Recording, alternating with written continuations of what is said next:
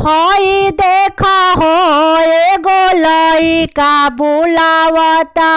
हई देखा हो एगो लइका बोलावता।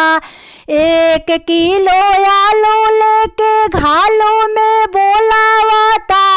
1 किलो आलू लेके घालू में बोलावता। हई देखा हो एगो लइका बोलावता। हई देखा हो एगो लइका बोलावता। 1 किलो बोदी लेके गोदी में बोलावता।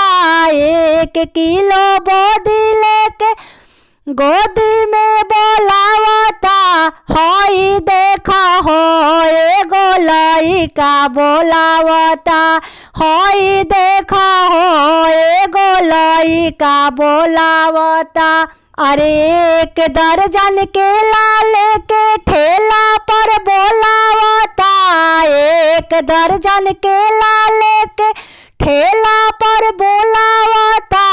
हई देखा हो एगो लइका बोलावता। हई देखा हो एगो लइका बोलावता।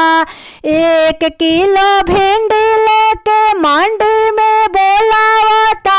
1 किलो भिंडी लेके मंडी में बोलावता। हई देखा हो एगो लइका बोलावता। हई देखा हो एगो लइका बोलावता। 1 किलो चीनी लेके फिर में बोलावता। 1 किलो चीनी लेके फिर में बोलावता। हई देखा हो एगो लइका बोलावता। हई देखा हो एगो लइका बोलावता। हई देखा हो एगो लइका बोलावता।